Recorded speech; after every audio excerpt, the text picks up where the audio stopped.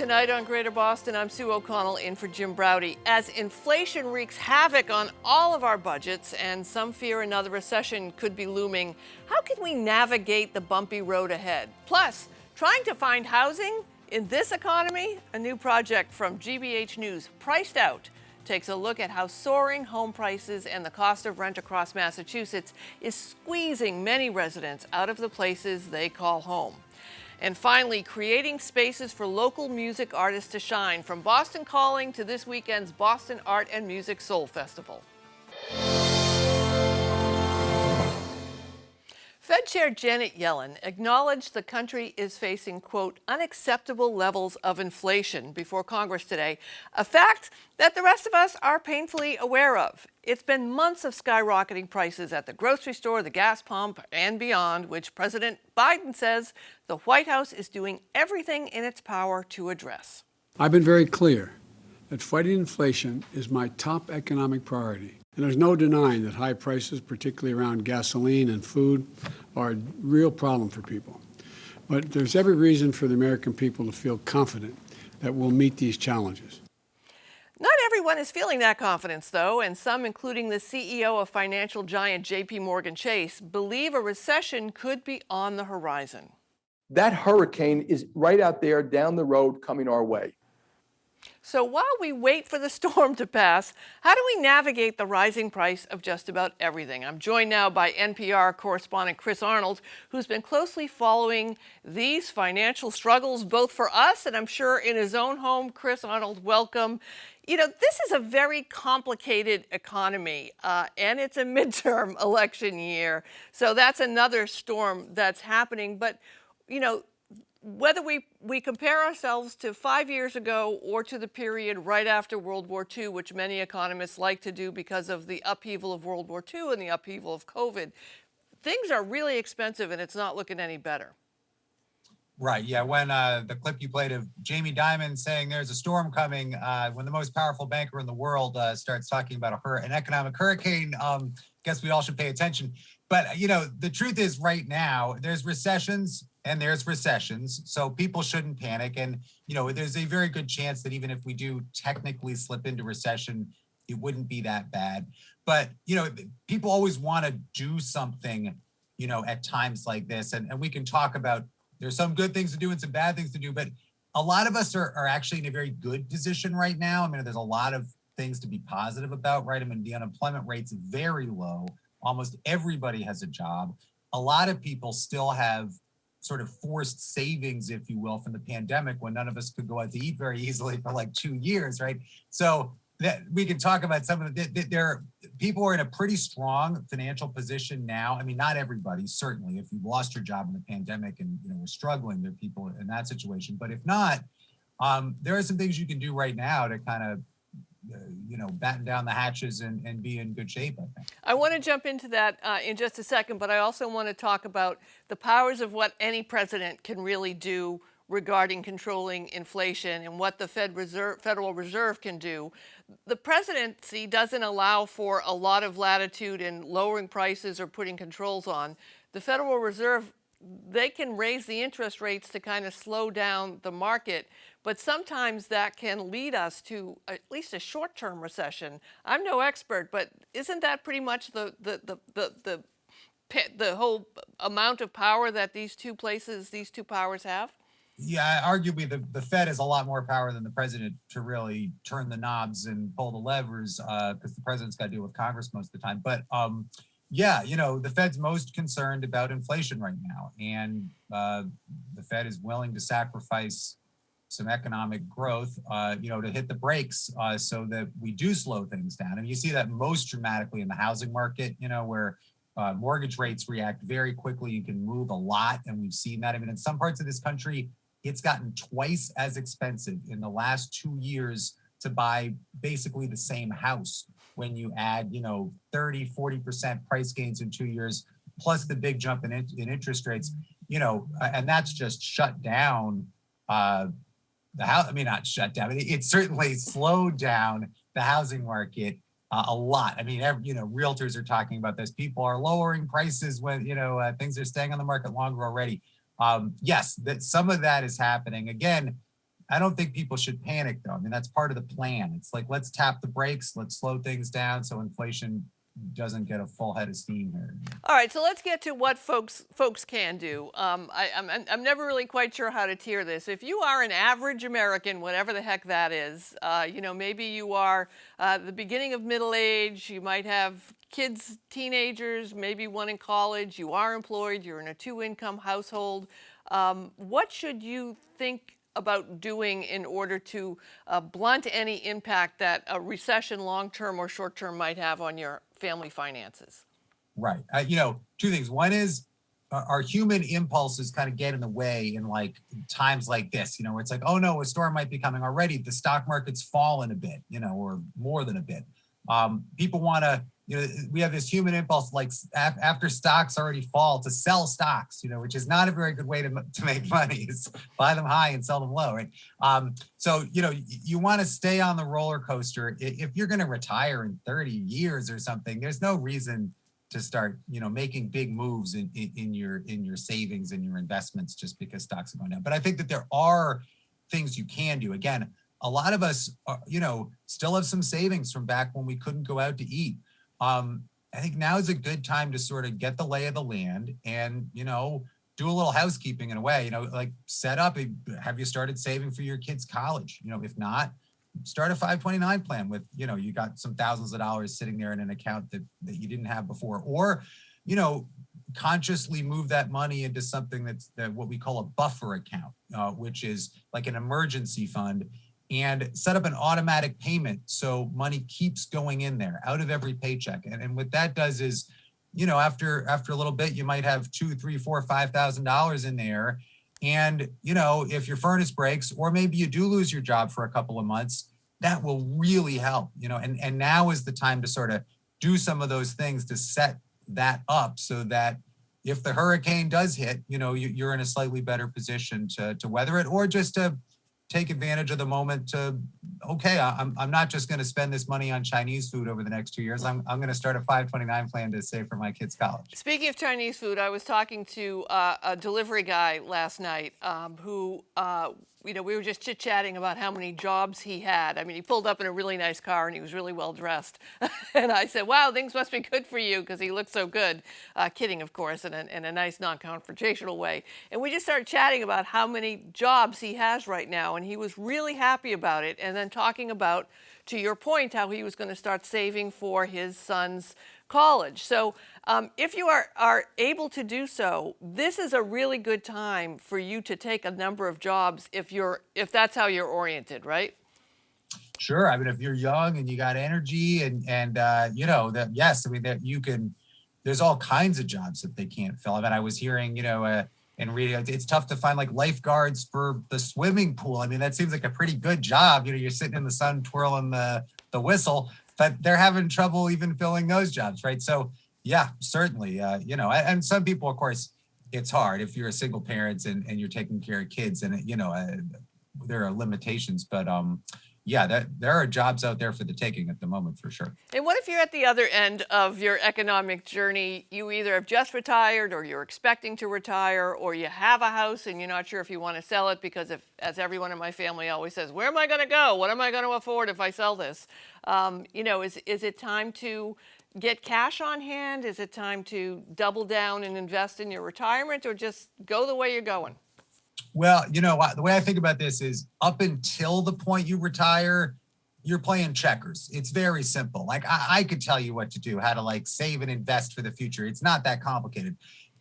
The point where you leave the accumulation phase and you get into the consumption phase, where you're actually going to start selling the stocks that you've had for a long time, and you need that money to live on, things get a lot more complicated. And I think then it really is good to sit down with a financial advisor who can look at your individual situation and help you figure out the best plan. But you want to be careful with how you do that.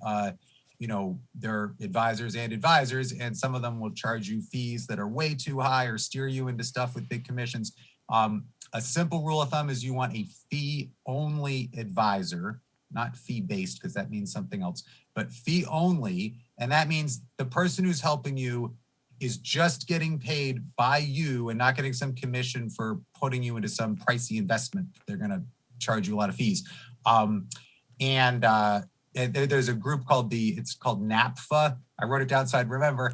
The National Association of Personal Financial Advisors, and everybody who's a member of that has no conflicts, and they're going to help you just on a fee-only basis. Chris, one of the reasons that we have inflation, there's a number of reasons, but one is that some companies are charging more because they can, because there's been pent-up demand. Some are charging because they have to cover costs, some are charging because they need to pay more, but some are just charging because they can. And I'm wondering if Americans decide to be a little bit more prudent in their spending, in the spending that they're making for fun or going out, or just buying less, as we're seeing a report from Walmart about numbers of people purchasing less this year.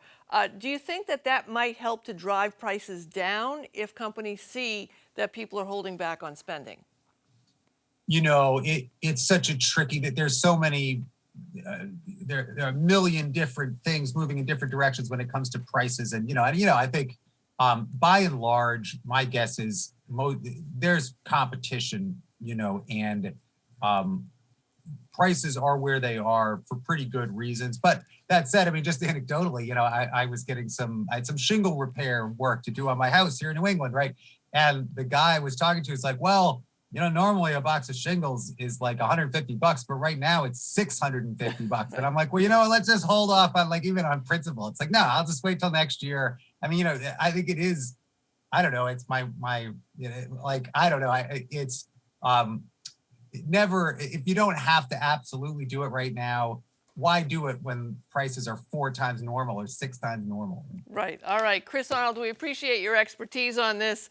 We'll check back in as this short-term inflation continues to go on. I appreciate you. Chris Arnold, thank you. Thank you, Sue. There's one necessity that's been busting budgets in this state for decades, and it's only getting worse: housing. That's the subject of a new GBH News series, Priced Out: The Fight for Housing in Massachusetts. Here's a preview. Expensive housing is nothing new in Massachusetts. It does now seem that one of the major goals of the American dream, the ability of families young and old to own their own home, is seriously endangered by the continuing rise of housing costs. We're looking for the next half hour at the varieties of housing experience in and around Boston 1985. Local housing advocates have long warned that Massachusetts needs more development to meet the demands of first-time homebuyers. What's changed is how expensive housing has become. Not just in high-end suburbs, but also in communities once considered affordable. Right next to Logan Airport in East Boston, since 2011, the price of a single-family home skyrocketed 226%. The only neighborhood that I really know is East Boston. I think in a lot of things like, would I will be able to move to another place? Would I will be able to afford a higher rent? Like, would I be able to put food on my table? And it's not just Boston. Across the region and in every direction, homes in working-class neighborhoods are increasingly out of reach. To the north, in Lynn, single-family home values went up 157% since 2011. To the south, in Brockton, they're up 155%. And to the west, in Worcester, home values have risen 117%. Oh, the prices are outrageous. And so it just squeezes me right out, and I don't know. I don't know what to do next. That's going to be my next mission, to find out how I'm going to handle all this. Census data shows that across Massachusetts, about a quarter of all renters are paying half their income or more on rent. Communities that have traditionally and historically been more affordable and are largely communities of color, these are communities where the pressures are even more significant right now. So what's driving up the high cost of housing? There's just not enough of it. It wasn't always this way. Massachusetts built twice as much housing in the 1980s as it does now, and back then more of it was for first-time homebuyers. Now, with demand so high, land itself costs more. So what gets built is largely aimed at people who can afford to pay more for luxury homes, condos, and apartments. By some estimates, Massachusetts needs 200,000 new units in the next 8 years just to keep housing prices from continuing to climb. But advocates argue creating enough housing for everyone means more communities, including suburban ones, need to build more housing. We have communities in the greater Boston region that have a lot of multifamily housing, and then the majority of communities are essentially closed to multifamily construction. They just won't let apartments in. Even as a growing number of people are priced out.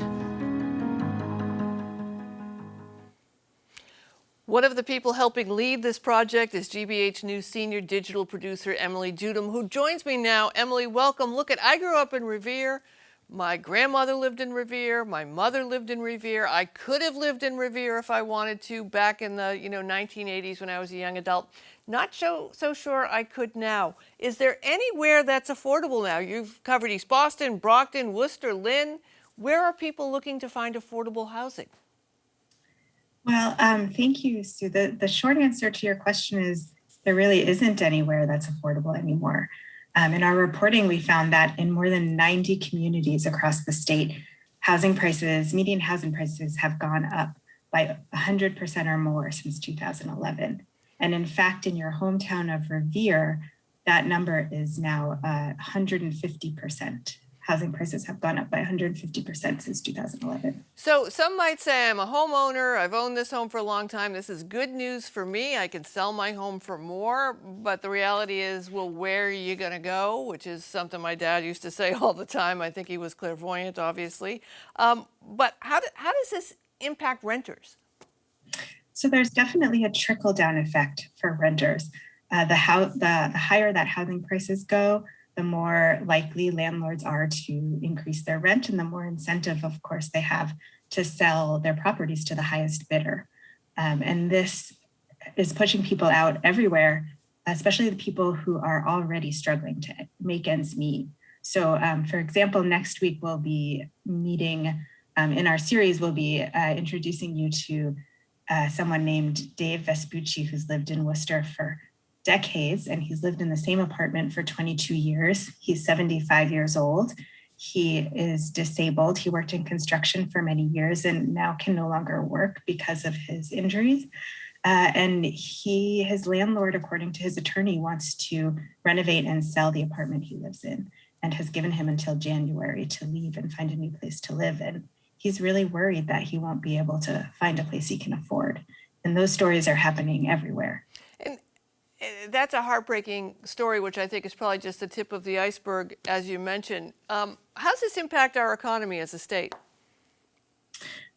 So that is one thing that experts we've spoken to are really worried about. They're concerned that people are leaving the state, and in fact, anecdotally, in our reporting, we found people telling us that they can no longer afford to live here, so they are leaving the state and going to other neighboring states, such as Rhode Island, to find a place to live. And there are people who are not coming here in the first place. And that is another thing that experts are worried about. It could really impact, all of the industries that are important to our economies: science, medicine, education, you name it. Yeah, especially when you have so many graduates who have such a good college students who have such a good experience, and then they can't afford to stay. Emily, great work on this. I look forward to watching the series. Emily Judem, thanks so much for joining us. Thank you so much, Sue.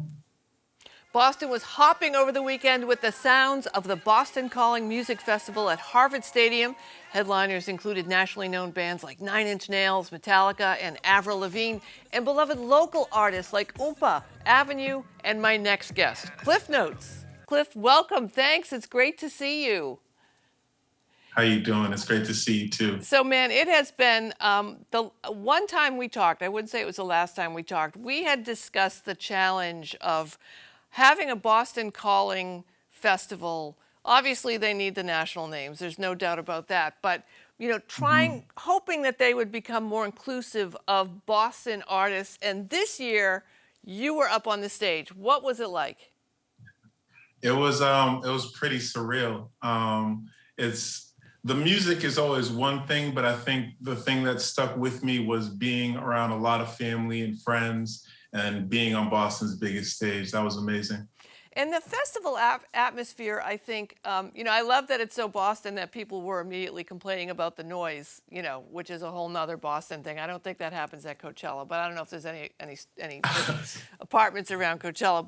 But the actual festival part of it, talk more about the experience of both mixing with and being around these national artists, the local artists, representatives from all types of genres of music. Yeah, I can totally talk to that. So, I've been doing this for a little bit of a time now at this point. So I think it was really surreal because not only have artists like myself and Oompa have been like growing our trajectory, but to have this like physical manifestation of being around all these other artists that we want to be on the same level, if not surpass, it's phenomenal. And it's also inspiring because you see them and you're like, oh wait, they're humans. Haim is just 3 sisters that are humans. And you forget that when you're just listening to these amazing records, but when you hang out with them, it's totally different. So during the pandemic and also before the pandemic, you have been very active on making sure that you keep the music community together and connected and lifting each other's spirits without the audience and without the opportunity to play that was before the pandemic. Where are you now? What have you sort of learned? I wouldn't say post-pandemic because we're still here, but as we enter our junior year, as I've been saying, of the pandemic, what have you learned about the work and connectivity that you need to keep a community of musicians and artists together? For sure. I've learned a lot. It's definitely been a journey. When the pandemic kicked off, it was kind of perfect timing. I took kind of a break from performing. I was forced to take a break, but I was already planning to do so. And then I took an extended one. But in that, I was more organizing shows with what we were doing with Hipstery and speaking with you about stuff like that and seeing how artists were navigating in this pandemic and how artists were, what artists needed. And it's very clear that one of the main things that we need is funding. And there's a lot of great initiatives in the city that are making pushes and waves in that realm. So you have like the Live Arts Boston grant hosted by the Boston Foundation, and you have the Opportunity Grant hosted by the City of Boston. And I was just talking to the executive director, Michael Bobbitt from the MCC last night, and they've got a special grant for BIPOC artists. And I think that once we can start showing, we already show that we have a need, but proving that this need is going to change the city in the way that it has, I think that more money can be put into those right places. So I think that that's one of the biggest needs that we are needing as artists in the city is finance. And then the second thing is space. We saw a lot of closing of some very big, important venues. Some of my favorite venues, the Oberon closed, Great Scott closed, and we were already in a place where we didn't have as many places to perform. So money and space, they kind of go hand in hand. I know. People are sometimes shocked to realize that the arts actually bring more money into our region than sports do, but that's a whole nother topic we'll talk about another time. So this week, the Boston Art and Music Soul Festival is happening. Yes. And I know you'll be there, and there's a number of activities that are happening. What I love most about our Boston music scene and the soul scene and the hip hop scene here is how much interwoven art, both drawing and spoken word and visual arts are all entwined. You're right at the center of that as well when it comes to expression in different avenues. Yeah, I mean, my doctors would call it ADHD. But I think it's I definitely think it's just how I express myself. I mean, behind me, I got a few of my paintings that I'm working on for a new show. And I think that that's also a product of growing up in this city. It can be really easy to hop into so many different art communities because of how small it is. So it was really easy for me to get into the film community. It was easy for me to get into the visual arts gallery, museum community, and I loved all of it. And I think that it's like you said, the arts bring much more money to this community and have much more of an impact on us culturally. So if we can continue to show not only that Boston has this great cultural scene, but we are one of the leaders in the national scene as well, I think that more support will come in that realm as well. So what's up next for you? I mean, you know, you just came off this big weekend where we got to see your face all over Boston. I felt such a great thrill for you to see you up on that stage, especially since you had worked so hard for that inclusion, not for you, but for the entire community of Boston artists. What's up next for you? Same old, same old. Back doing shows. I picked a hell of a year to start doing shows again, played Boston Calling. I did a festival out in Lawrence. There's going to be a few more festivals that I'll play this summer. And then maybe, no promises, maybe some new music. Definitely new art all around, new films, everything. And how are you finding, I also know you're a big booster of local artists, of singers, of new folks coming out of Berkeley. How are those young adults mostly faring mid-pandemic? I keep saying post, but it's mid-pandemic when it comes to reconnecting and being creative again. Yes, first shout out to Berkeley class of 2022. Y'all made it. Ooh, you did it. But yes, those students, it's a different realm when you leave college and you go into the real world. And I couldn't imagine trying to do that in the middle of a pandemic. But I think that is going to fare for some really resilient artists for our future because of what they've gone through and are going to continue to go through in this world. And that makes me excited. I have some really amazing students that I'm proud of that are doing amazing things that just graduated and have graduated a few years ago. Try not to age myself too much. All right. All right, Cliff Notes. We won't age you. We'll leave it there. We'll direct folks to find your music and watch you perform, watch everything that you do. I'm so glad to see you doing well. Thanks for joining us. Thanks for having me. Take it easy, Sue. And again, Boston Art and Music Soul Festival will happen this Saturday in Franklin Park from noon to 8 p.m. For more information, head over to bamsfest.org. To learn more about Cliff Notes and his upcoming projects and shows, head to cliffnotes.com. That's it for tonight, but come back tomorrow. We're going to talk to two of the people behind the Senate Project, a new initiative aimed at beefing up bipartisanship in the Senate through debates between leaders from both parties, starting with Senators Lindsey Graham and Bernie Sanders. Plus, Boston Pops conductor Keith Lockhart on the spring season and what it's like to perform in front of a live audience again. That and more tomorrow at 7. Thanks for watching. Stay safe.